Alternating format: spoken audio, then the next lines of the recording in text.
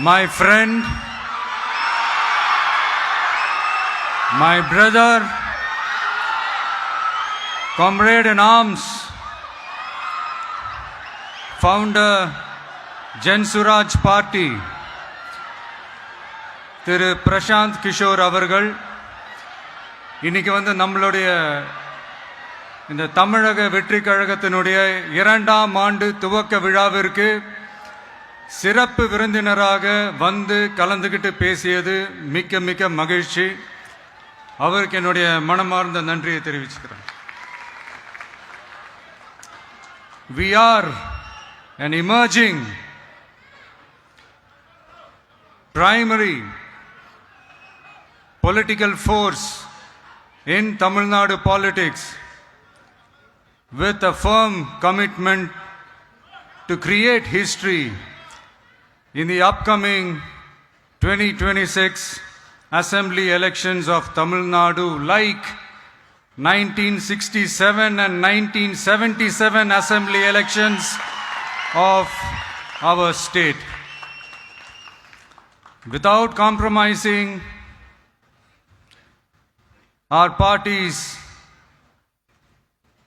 ideological principles at any cost, I am here to collaborate and work with you towards upholding the secular and democratic ideals in TN and beyond. என் நெஞ்சில் குடியிருக்கும்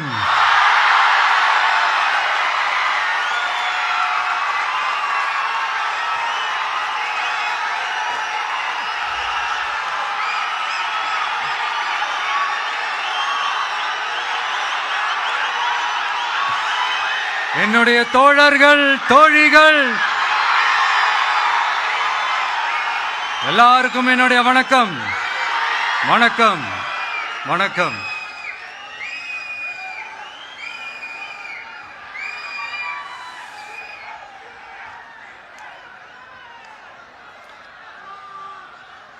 இந்த அரசியல்னால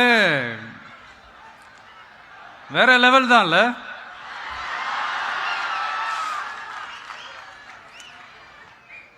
ஏன்னா இந்த அரசியலில் மட்டும்தான் வித்தியாசமான ஒன்று நம்ம பார்க்கலாம். யார் யாரை எப்போ எதிர்ப்பாங்கன்னே நமக்கு தெரியாது. யார் யாரை எப்போ ஆதரிப்பாங்கன்னே நமக்கு தெரியாது. அதை கணிக்கவே முடியாது. அதனால தான் இந்த அரசியலில் மட்டும் முன்னாடியெல்லாம் சொல்லி நம்ம கேள்விப்பட்டிருப்போம், நிரந்தர நண்பனும் நிரந்தர எதிரியும் இல்லைன்னு சொல்லுவாங்க. அரசியலுக்கு யார் வேணாலும் வரலாம், அது வந்து ஒரு ஜனநாயக உரிமைன்னு சொல்லுவாங்க. ஆனால் மக்களுக்கு ரொம்ப ரொம்ப பிடிச்சி போன ஒருத்தன் அரசியலுக்கு வரான்னா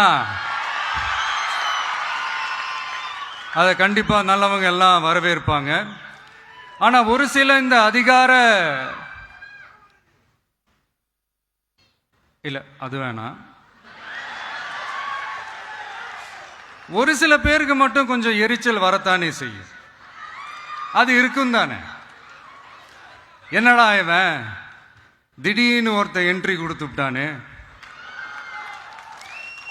இது வரைக்கும் நாம சொன்ன பொய்யெல்லாம் நம்பிக்கிட்டு மக்கள் நமக்கு ஓட்டு போட்டுக்கிட்டு இருந்தாங்களே, ஆனா இப்ப வந்து இவன் சொல்றதெல்லாம் பார்த்தா மக்கள் மனசுக்கு ரொம்ப நெருக்கமா வேற இருக்குது. அதுவே நமக்கு ஒரு பெரிய நெருக்கடியாகவும் இருக்குது. இவனை என்ன பண்ணலாம், என்ன செய்யலாம், எப்படி இவனை இது பண்ணலாம், க்ளோஸ் பண்ணலாம்.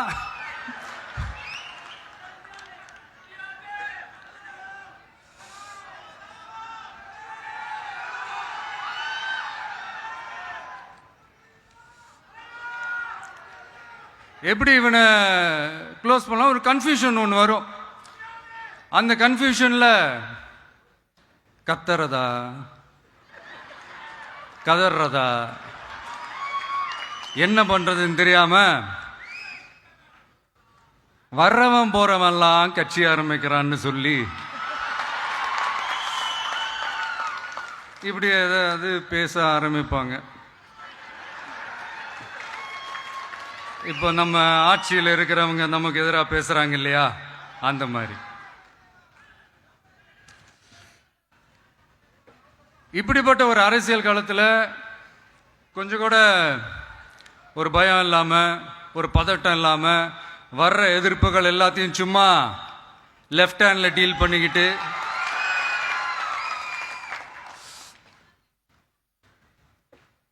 இதோ நம்மளுடைய தமிழக வெற்றி கழகம் முதலாவது ஆண்டை கடந்து இப்போ 2வது ஆண்டில் அடி எடுத்து வைக்கிறோம். இந்த ஒரு காலகட்டம் தான் மிக முக்கியமான ஒரு காலகட்டம். ஏன்னா ஒரு அரசியல் கட்சிக்கு ஒரு பெரிய பலமே அந்த கட்சியினுடைய கட்டமைப்பு தான். அதுதான் அந்த கட்சியினுடைய ஒரு வேறு மாதிரி, ஒரு அடிப்படை பலமே அதுதான். ஒரு ஆலமரம் மாதிரி ஒரு கட்சி ஒன்று வளரணும்னா அதுக்கான அந்த வேர்களும் விழுதுகளும் ஸ்ட்ராங்காக இருக்கணும் இல்லையா? அப்படிதான் நம்மளுடைய இந்த அமைப்பை பலப்படுத்துகிற ஒரு வேலையை தான் இப்போ நம்ம செஞ்சுக்கிட்டு இருக்கிறோம். தமிழ்நாடு முழுக்க மாவட்ட நிர்வாகிகள் எல்லாரையும் தேர்ந்தெடுத்து அறிவிச்சிட்டு இருக்கிறோம். இந்த நேரத்தில் நம்ம மேலே ஒரு கம்ப்ளைண்ட், அது என்னன்னா, அதுதான் எனக்கும் புரியல. நம்மளுடைய மாவட்ட நிர்வாகிகள் எல்லாருமே வெறும் இளைஞர்களாகவே இருக்கிறாங்களாம். ஏன் இருந்தா என்ன?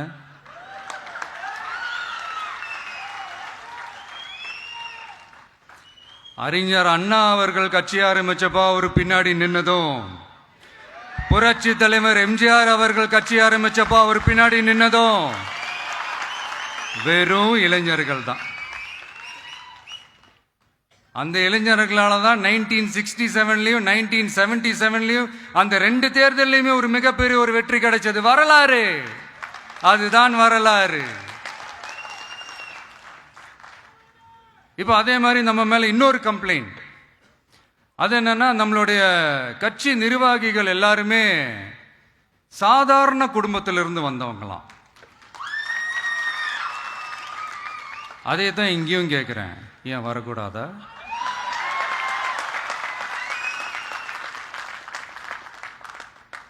சாதாரண குடும்பத்திலிருந்து வந்தவங்க தான் பெருசு பெருசா சாதிச்சிருக்கிறாங்க. இன்னும் சொல்ல போனா நம்மளுடைய கட்சி எளிய மக்களுக்கான கட்சி தானே. அப்படி இருக்கும்போது நம்மளுடைய கட்சி நிர்வாகிகளும் எளிய குடும்பத்தை சேர்ந்தவங்களா தான் இருப்பாங்க.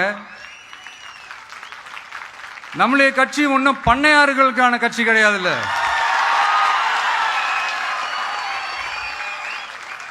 முன்னாடிலாம் அந்த காலத்துல பண்ணையாருங்க தான் பதவியில் இருப்பாங்க. இப்ப கொஞ்சம் உல்டா மாறிடுச்சு, பதவியில் இருக்கிறவங்களாம் பண்ணையாரா மாறிடுறாங்க.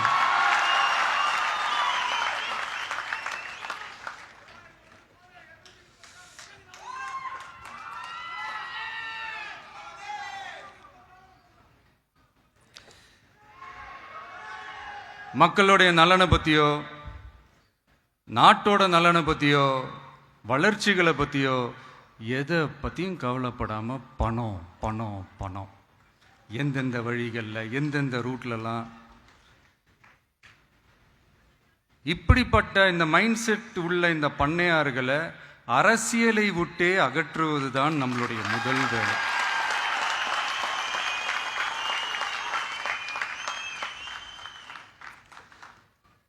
அதை ஜனநாயக முறைப்படி நம்ம செய்யறதுக்கு தான் 2026 தேர்தலை நம்ம சந்திக்க போகிறோம். அந்த தேர்தலை சந்திக்க ரொம்ப ரொம்ப முக்கியமான விஷயம் பூத் லெவல் ஏஜென்ட்ஸ், BLA அப்படின்னு சொல்லுவாங்க. அது ரொம்ப ரொம்ப முக்கியம். ஏன்னா நீங்கள் பார்த்தீங்கன்னா தமிழ்நாட்டில் அந்த பெரிய பெரிய கட்சிகளுக்கு தான் அந்த BLAலாம் ரொம்ப ஸ்ட்ராங்காக இருக்கும்னு சொல்லுவாங்க. ஒரு அப்ராக்சிமேட்டாக ஒரு 69,000 பூத்ஸ் இருக்குது. அது எல்லாத்துக்குமே பூத் ஏஜென்ட்ஸா நம்மளுடைய கட்சி தோழர்களை தான் நியமிக்க போறோம். கூடிய சீக்கிரமே பூத் கமிட்டி மாநாடுன்னு ஒன்று நடத்த போறோம். அன்னைக்கு தெரியும் தமிழக வெற்றி கழகம் எந்த ஒரு பெரிய கட்சிக்கும் கொஞ்சம் கூட சளைச்சதில்லை. அன்னைக்கு தெரியும் தமிழக வெற்றி கழகம் தமிழ்நாட்டில் முதல் சக்தியா, முதன்மை சக்தியா, பவர்ஃபுல்லா இருக்குதுன்னு அன்னைக்கு ப்ரூவ் ஆகும். இப்ப புதுசா ஒரு பிரச்சனை ஒன்று கிளப்பி விட்டுட்டு இருக்கிறாங்க, மும்மொழி கொள்கை.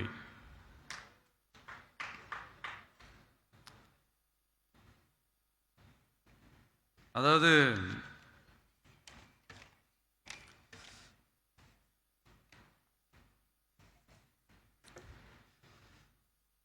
இதை இங்க செயல்படுத்தலைன்னா இந்த கல்விக்கான நிதியை நம்மளுடைய மாநில அரசுக்கு கொடுக்க மாட்டாங்களாம். இந்த எல்கேஜி யூகேஜி பசங்க சண்டை போட்டுப்பாங்க தெரியுமா, அந்த மாதிரி கொடுக்க வேண்டியது அவங்களோட கடமை, இங்க இவங்க வாங்க வேண்டியது இவங்களுடைய உரிமை. ஆனா இவங்க 2 பேரும் இங்க எவ்வளவு சீரியஸா ஒரு பிரச்சனை ஓடிட்டு இருக்கு. இவங்க 2 பேரும் அதாங்க நம்ம பாசிசமும் நம்ம பாயாசமும், அதான் நம்ம அரசியல் இனிமையும் கொள்கை இனிமையும். 2 பேரும் என்ன பண்றாங்கன்னா 2 பேரும் பேசி வச்சுக்கிட்டு இந்த செட்டிங்லாம் பண்ணி வச்சுக்கிட்டு மாத்தி மாத்தி சோசியல் மீடியாவில் ஹேஷ்டாக் போட்டு விளையாட்டுருக்கிறாங்க.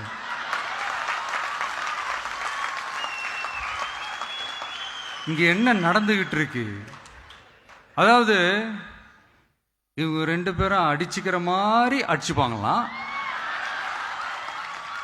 அதை நாங்க நம்பணுமா, மக்கள் நம்பணுமா? What bro, it's very wrong bro.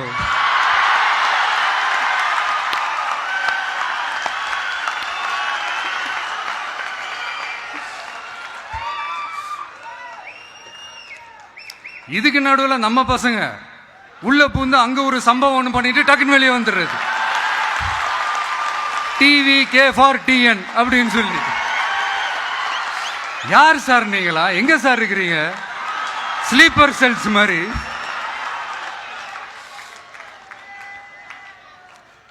அதனால இதெல்லாம் மக்களுக்கு நாம சொல்லி புரிய வைக்க வேண்டிய அவசியமே கிடையாது. அவங்களுக்கே தெரியுதெல்லாம் எவ்வளவு பெரிய ஒரு ஏமாத்து வேலைன்னு. நம்ம ஊரு சுயமரியாதை ஊரு, நாம எல்லாரையும் மதிப்போம். ஆனா சுயமரியாதையை மட்டும் யாருக்காகவும் எதுக்காகவும் விட்டு கொடுக்க மாட்டோம். நாம எல்லா மொழிகளையும் மதிப்போம், அதுல மாற்று கருத்தே கிடையாது. தனிப்பட்ட முறையில் யார் வேணாலும் எந்த ஸ்கூல்ல வேணாலும் படிக்கலாங்க. உனக்கு எந்த மொழி வேணுமோ, எப்போ கற்றுக்கணுமோ, உனக்கு எப்போ தோணுதோ கற்றுக்கலாம். அதெல்லாம் அவங்கவுங்களுடைய தனிப்பட்ட ஒரு உரிமை. ஆனால் கூட்டாட்சி தத்துவத்தை மீறி மாநில தன்னாட்சி உரிமைக்கு எதிராக ஒரு மாநில அரசின் மொழி கொள்கையை, கல்வி கொள்கையை கேள்விக்குறியாக்கி வேறு ஒரு மொழியை வலுக்கட்டாயமாக திணிச்சா, அதுவும் அரசியல் ரீதியாக திணிச்சா எப்படி ப்ரோ?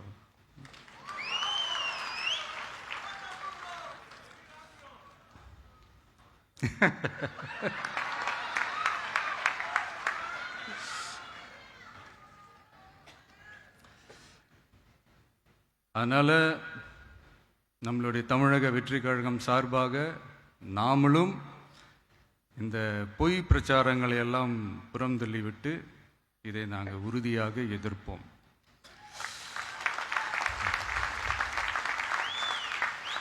கான்ஃபிடென்ட்டா இருங்க, நல்லதே நடக்கும், வெற்றி நிச்சயம். மீண்டும் சந்திக்கும் வரை நன்றி, வணக்கம்.